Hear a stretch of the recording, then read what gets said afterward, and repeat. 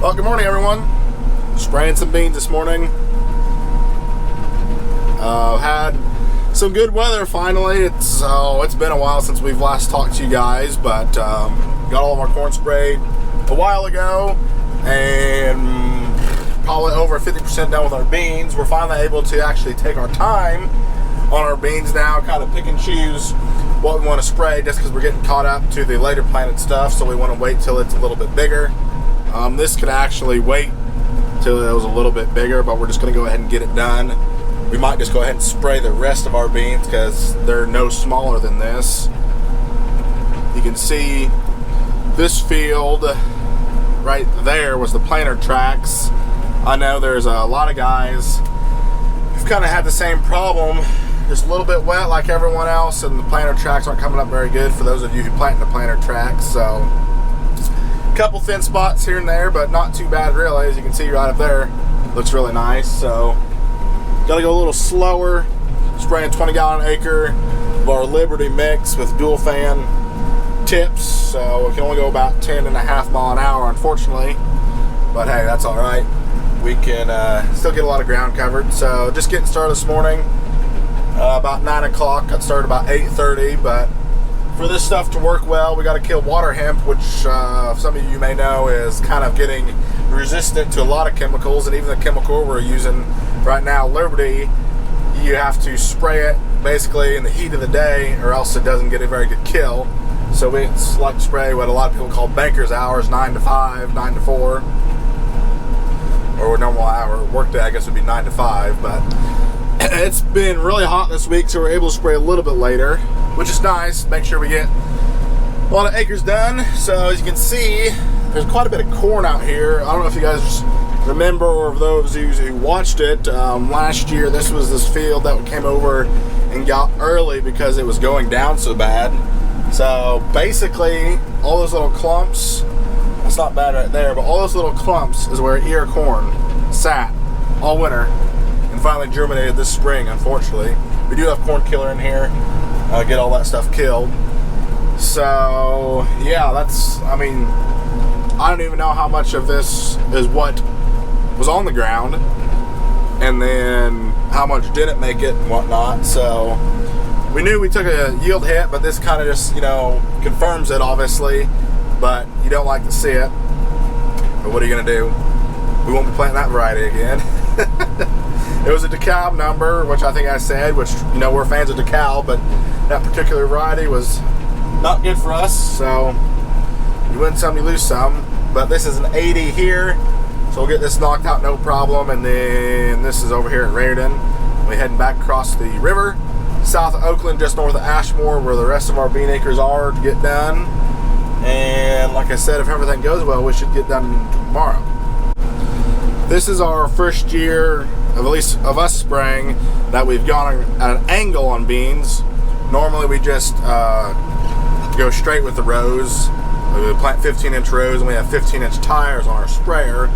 So basically, I mean, you can get it to where you just barely push over each side, but basically you're almost always running over a row.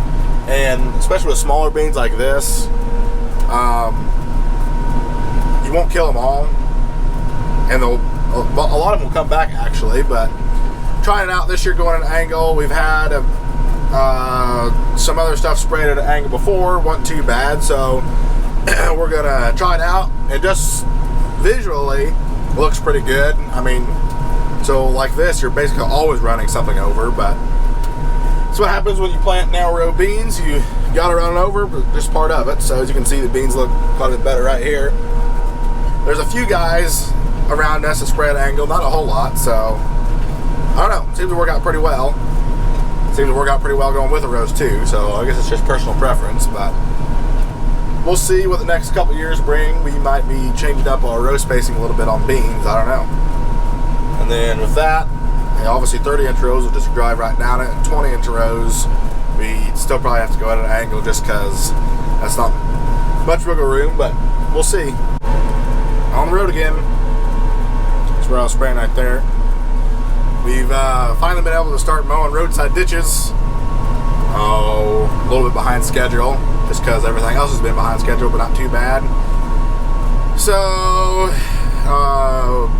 might do a little trimming around telephone poles today, but actually the chopper broke a U-joint, unfortunately, so it's going to be a day, I think, before we get the parts in for that.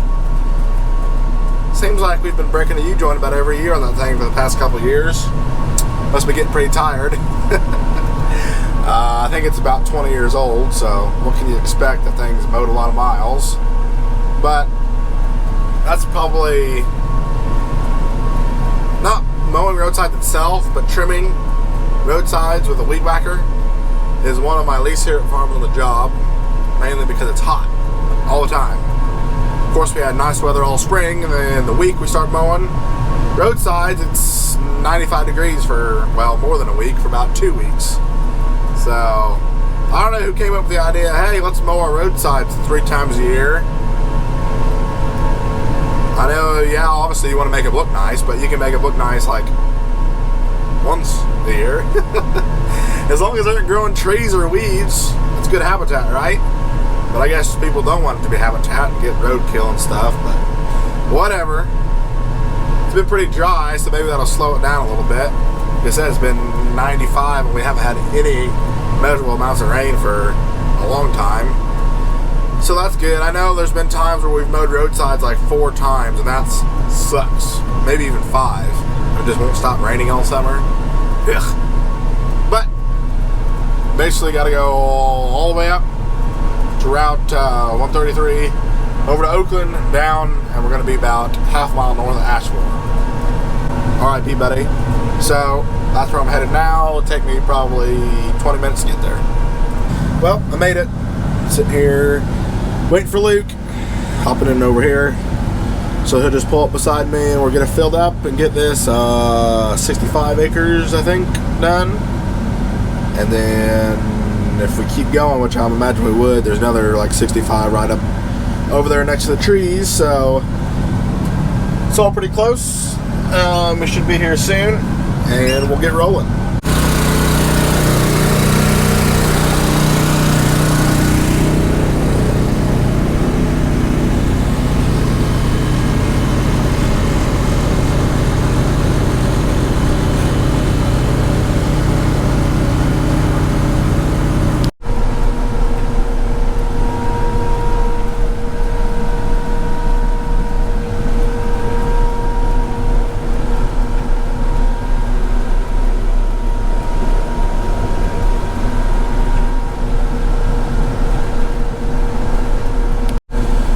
This is some of the custom ground that we farm. Beans look really nice.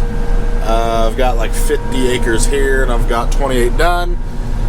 So just about done, and then we're going to be heading just across the road back over yonder to 98 acres. Also more of the custom stuff, but I think, if I'm thinking right, that that's all of his custom stuff, so that'll be done, which will be good.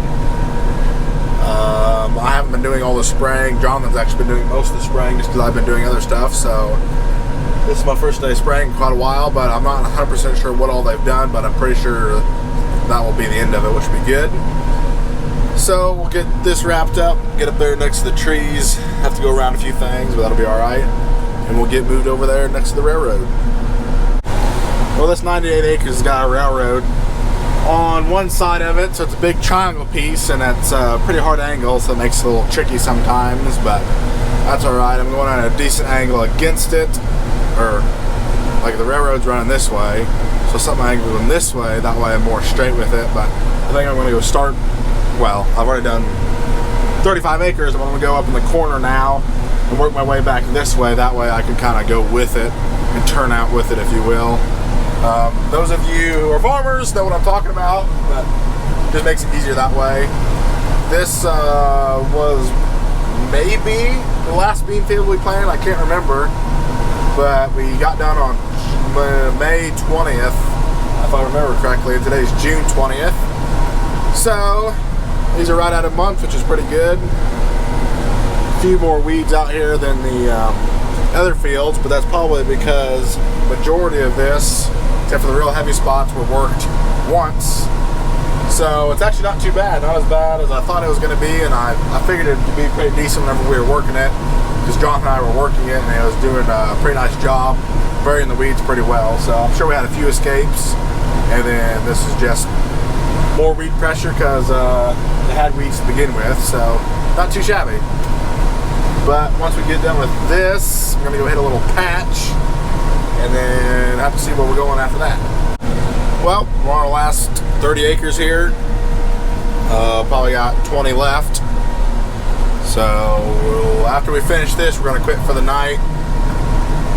It's about 5 o'clock, so it's about right anyway. And then tomorrow we got about 300-ish acres left, I think. So we'll be able to get all of our post herbicide spraying wrapped up tomorrow, which would be great. And then it probably won't be another week on our early beans, I bet, and we'll be back out here already with fungicide. So that'll be fun. But I think we're gonna call that it for this video. I do appreciate you guys watching. If you got any questions, please comment. Thoughts or opinions, comment. Good or bad, helps the algorithm. Like I said, thanks for watching, and we'll see you at the next one.